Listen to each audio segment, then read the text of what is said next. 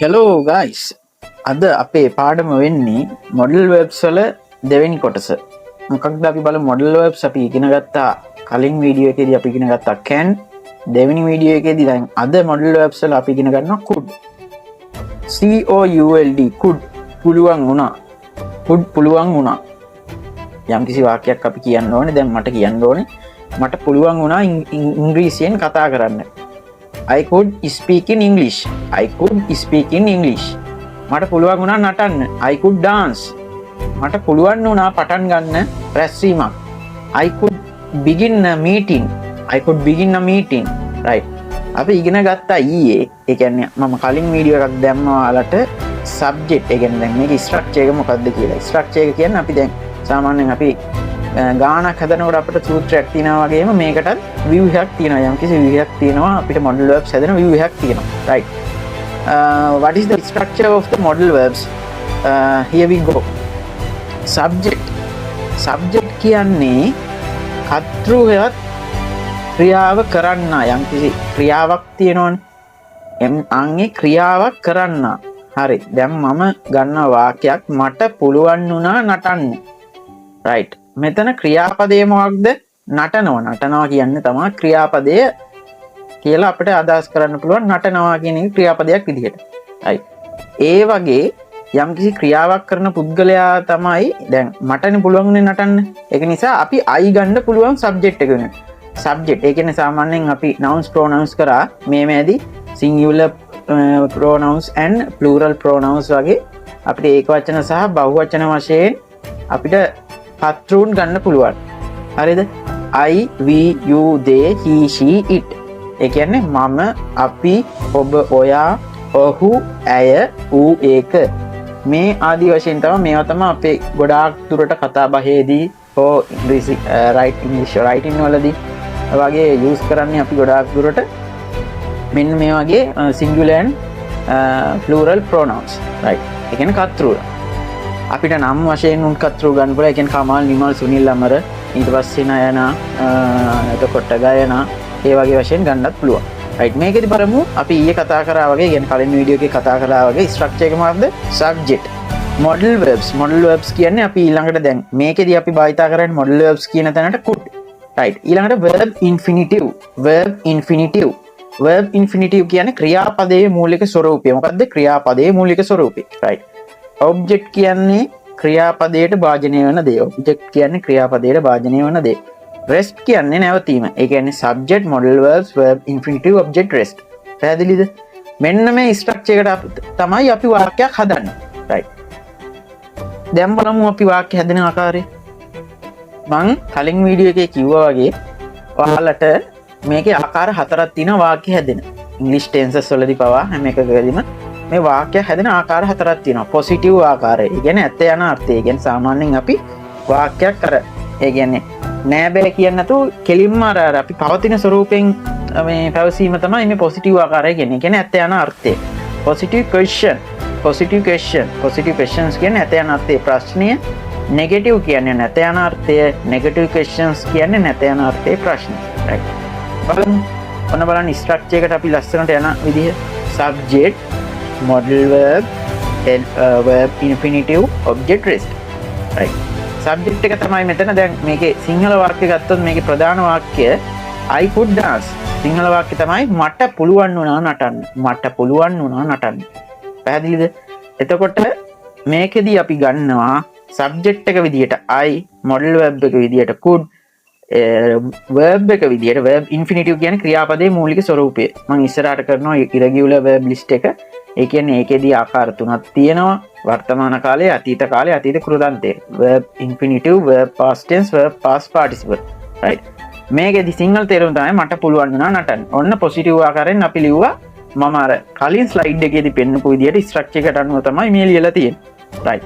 ඔයාලට pronouns ගැන පාඩම බලන්න ඕන නම් pronouns and nouns පාඩම බලන්න ඕන නම් ඔයාලා කලින් වීඩියෝ ටික රිෆර් කරලා බලන්න.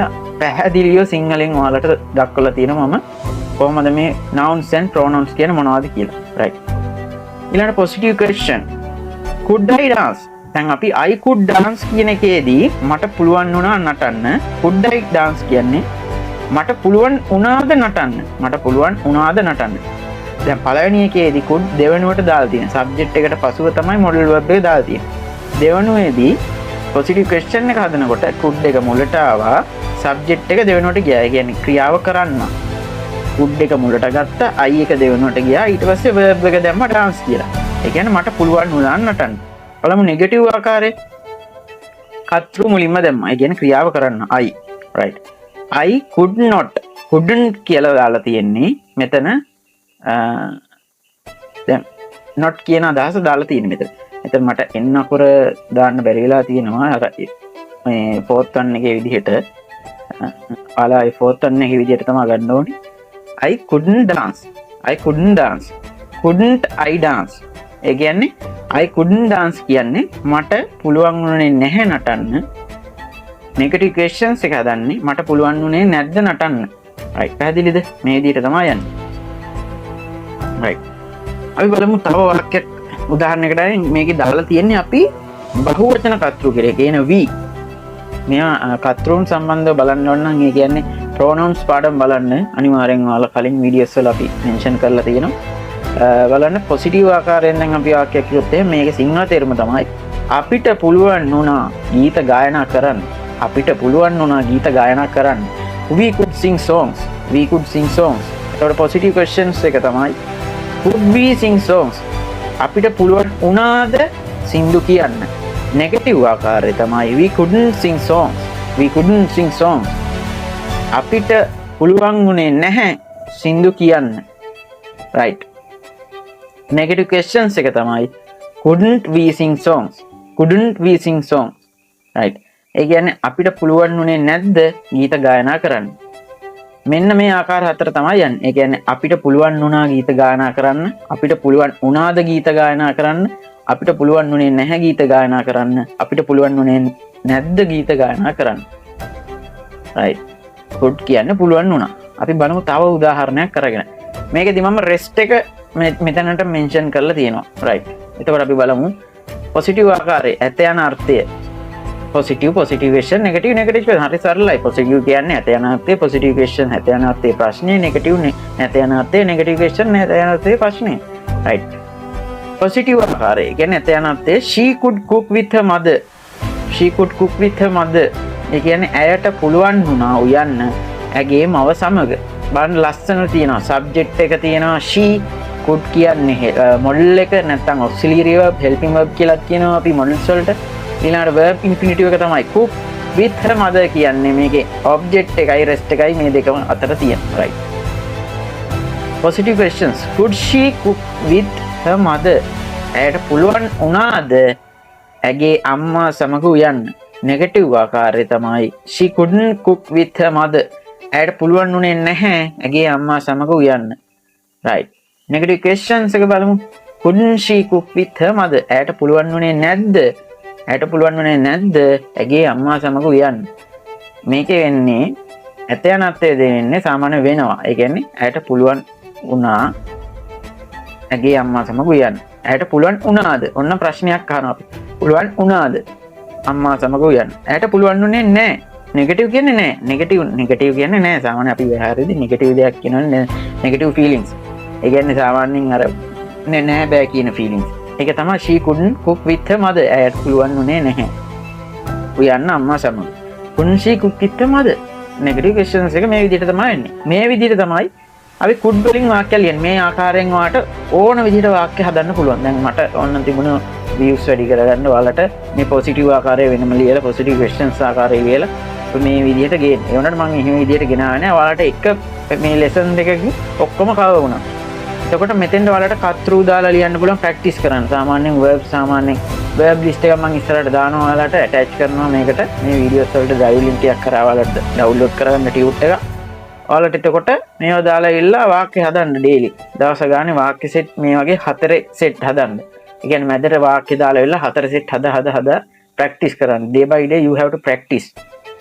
එතකොට ඔයාලට හොඳට මේක practice වෙනවා. හොඳට කරගෙන යන්න. මම කියන්න තියෙන්නේ මේක subscribe කරලා bell icon එක click කරලා යාළුවන්ට share කරන්න මේ videos අනිවාර්යයෙන්ම ඔයාලට ගේමක් ගහගන්න පුළුවන් ඕනම වයසකට. මම හිතනවා මට recommend කරන්න පුළුවන් සාමාන්‍යයෙන් grade 8 වලින් වගේ උඩ ඕනම කෙනෙක්ට මේක හොඳට අවබෝධ කරගන්න පුළුවන්.